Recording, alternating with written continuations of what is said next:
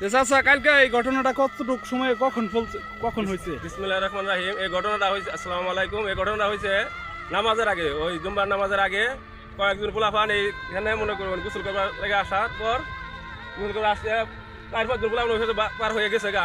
এরপর 2-3 জন পোলাপান এখানে আসছিল। 3 জন পোলাপান থেকে একজন পোলাপান হঠাৎ করে এখানে নাই, না থাকার পরে পোলাপান মাদ্রাসা চলে গেছে। চলে যাওয়ার পরে বলে কইছে যে আপনার আরেকটা বাচ্চা কোন জায়গায়, কয়েকটা বাচ্চা নদীতে রয়ে গেছে।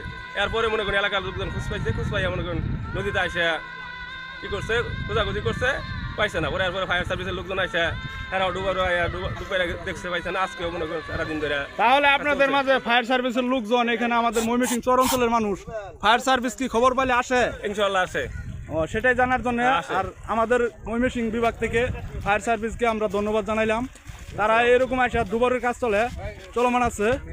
যে আপনারা এই সব অঞ্চলের মানুষ যারা আছেন, চর অঞ্চলের মানুষ, এখন আসলে ভাই সতর্ক হওয়া দরকার। নদী খনন কাজ চলতেছে অনেক গভীর। তো এই বলে আমার ভিডিও শেষ করলাম। আসসালামু আলাইকুম। চ্যানেল 71।